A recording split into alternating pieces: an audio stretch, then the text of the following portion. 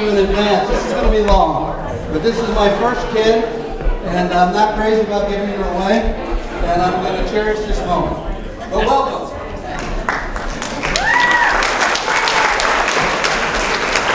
Now, I'd like to start by making a quick couple of introductions. First being Barb. George Graham, please stand up.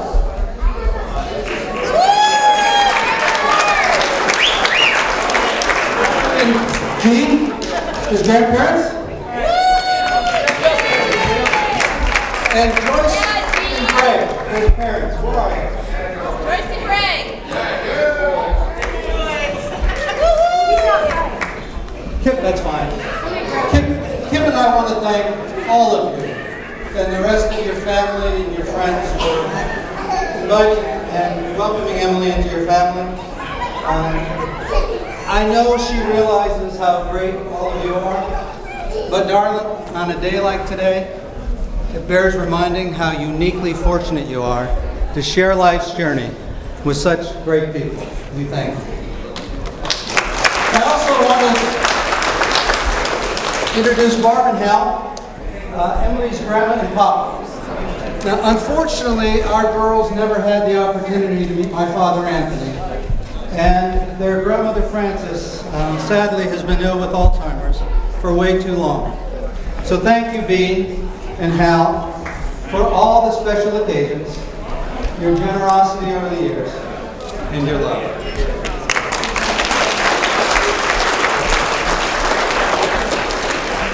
I told you this is going to take a while. And of course, I need to recognize Emily's mom. If you remember that first day we brought Emily home from the hospital, how beautiful she was, how little. And do you remember how fussy she could always be? Crying to be picked up when we went for walks, yelling to be put down when we tried to cuddle her. How hard-headed she can be, how independent.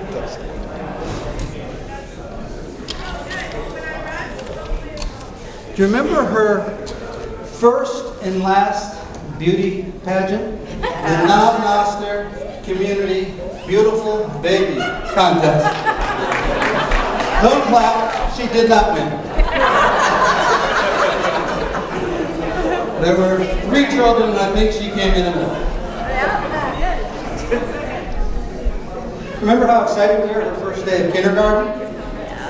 All the sleepovers, the birthday parties, the Chuck E. Cheese prize counters, the long hours at gymnastics and diving meets, how proud we were her first day of college, her graduation, first nursing job, and the excitement we shared through so many of her accomplishments, and how on any given day, both she and Hannah are the very best part of the bond that we share. Kim, I love you. The girls love you. Our new son, Jordan, loves you. Because you make everyone and each of us better. You're the archetype of what a mother should be. And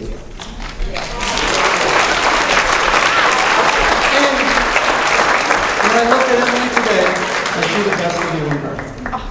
All right, enough appreciation. I want to get on with my toast. Emily, you are awesome, and it would be impossible for any father to be as proud and love a daughter as much as I am and do love you.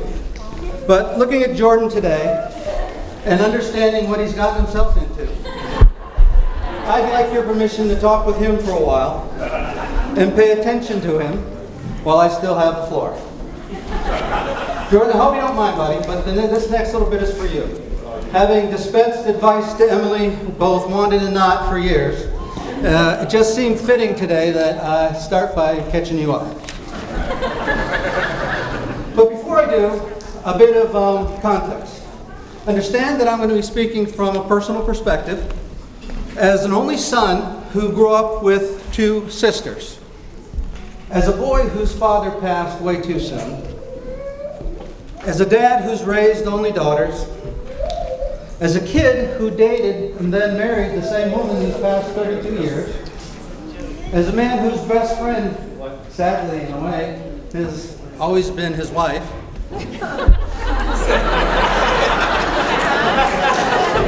Although I love you, I got no boyfriends. And finally is a guy who has spent most of his time living with, working, playing with, and apologizing to girls. But just so you know, Jordan, I do appreciate my limitations. And I know that the optics of my worldview are colored in pinks and pastels. And my experiences, while wonderful, are very skewed. With entertainment usually tied to some mode of shopping, and playtime dominated by Barbie and American Girl dolls. And yet, I think precisely because of my feminine adventures, my missteps, and blunders within all things female, I may be useful to you in the future in terms of advice now and then. 1 second. Jordan, as I tried to think about what I wanted to talk to you about today, I ended up with two topics. And I'd kind of like to talk with you about those two today, if you don't mind. And this, I promise, is only going to take a little bit longer. I've timed myself so I wouldn't cry, and it takes about 12 minutes, so I'm about halfway through. Okay, 2 topics. The first is going to be raising daughters. And Jordan, like most things, raising a girl is best managed if you approach it in stages. So here it goes. Stage 1. It's awesome. Stage 1 is the best. Nothing you have ever or will ever again experience will match the moment you hold your daughter for the very first time. After a few awkward tries, she'll fit perfectly in one hand. Her vulnerability and her complete reliance on you for protection in that moment will fill you with a sense of wonder. And in a blink of an eye, unfortunately, she'll grow up. And before long, she'll be walking, and she'll find her voice. And when she does, on the really great days, she's going to run up to you, open her arms wide like this, and yell for everyone to hear, "Daddy, I love you this much," followed by a bear hug that just won't quit. Now, stage 2, as I found out, was a blend of confusion and humility. Jordan, teenage girls work their dads. You'll be manipulated without knowing, put in your place without realizing, and told what to do without ever asking. Rarely lacking an opinion, she'll grimace when your t-shirt's too tight, your favorite jacket is out of date, your butt crack shows, your socks don't match, your zipper's down, or your shoes, in her opinion, are too old and smelly. She'll conspire with Emily to throw away your best stuff. Your choice of words will often embarrass her. She'll sigh when you pass gas, and she'll correct your manners. But if you're lucky, as I have been, she'll still hug you now and then and whisper, "I love you, Dad," just often enough to keep you going.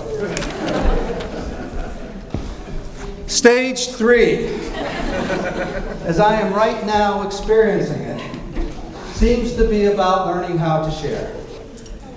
Jordan, at some point, whether you're ready or not, doesn't matter how much you love her, nature requires a changing of the guard. 1 minute she's yours, and the next, some knucklehead is taking up all of her time. He becomes a constant feature of her visits. He develops absolute comfort in your house. He eats all the cupcakes and cookies your wife bakes. He finds the lunch meat you tried to hide in the back of the refrigerator. And somehow always manages to finish off the leftover steak you had planned to eat for breakfast the next morning.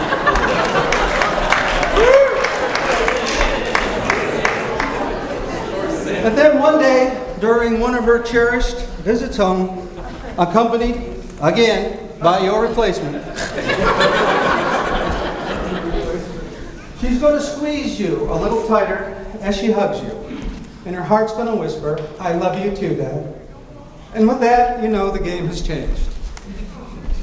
But, as threatened as you might feel in that moment, after the initial pangs of being outplaced ease, and if you're lucky again as I've been, you'll soon realize you finally have a son.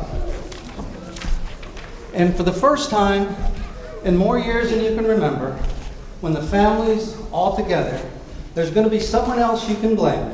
When the toilet seat is left up, the lights are left on, or the family room takes on a pungent smell.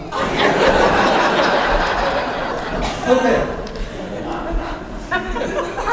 Two-thirds of the way there. Moving on to topic number 2, I'd like to offer up a few tips on surviving marriage. Again, broken down to stages so you can follow me. Stage 1, the beginning. Jordan, as I think back, there was a time early in our marriage when your mother-in-law could not keep her hands off me. Consumed by carnal passion, she was. Stage 1 was high in intensity, but incredibly short in duration. Stage 2, I like to call the middle years. Now this period is not short. This one could be long. Excitement is exchanged for safety. Friendship trumps romance. You make sacrifices in service of future security. And you spend more time at work than you do home. Routine sets in. We sometimes call these the productive years, and they are. But be careful, because it's also a time when couples grow apart. They take one another for granted and too easily bugger things up. So be smart during the middle years. Pay attention, love hard, and never give up. Woo!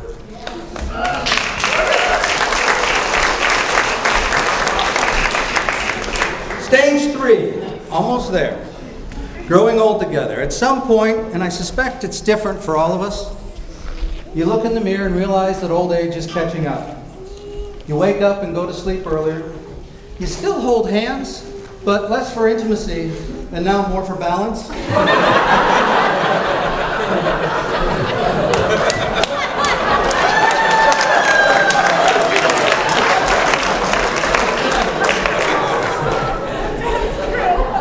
Your eyes are no longer sharp. Your body's no longer hard. Your mood is grumpier. Something always freaking hurts. Your memory is less sound. And you honestly don't know how you're going to explain to your wife how you hurt yourself again. But as the seasons pass, you too may wake up uncovered one cold winter's night, as Emily has once again rolled herself in all her blankets. And you realize in that moment, as you look into your wife's familiar, weathered, peaceful, sleeping face, just how blessed you've been to have spent a lifetime with your best friend.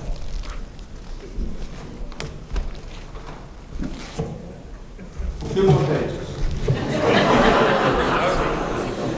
Jordan, custom dictates that today I officially step aside.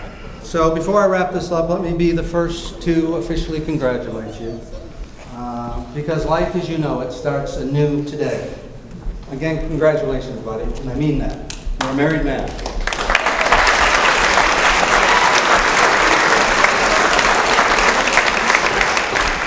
Incurring all the rights, privileges, and responsibilities that Emily decides you can handle. There will surely be good days and bad, time that flies by and periods that just drag on. In a nutshell, that's life. And the secret to not messing it up, again, she's fine. Again, in my opinion, is to understand that most experiences roll out in stages. When times are good, embrace and enjoy them. And when they're hard, hold your wife's hand. Never give up, and know that somewhere just ahead, relief is coming. Emily and Jordan, Never forget the love you feel in this moment. Appreciate one another. Celebrate each day. Know that life is not always fair. Navigate each stage as best you can, and be assured that if you persevere, your lives together will be a fine adventure. Remember too, when you agreed today to love one another for better or worse, for richer or poorer, in sickness and in health, till death do you part, that wasn't a menu of choices you were being offered up. In marriages and life, you take what comes, you accept what's given, and you do your best. Emily, I love you, darling. And please never forget how proud Mom and I are of you. To all of you, our family and friends, thank you for hanging in there with me. And if you don't mind, let's raise our glasses to Emily and Jordan. Here, here. May your lives be full, your days be bright, and your future together forever blessed.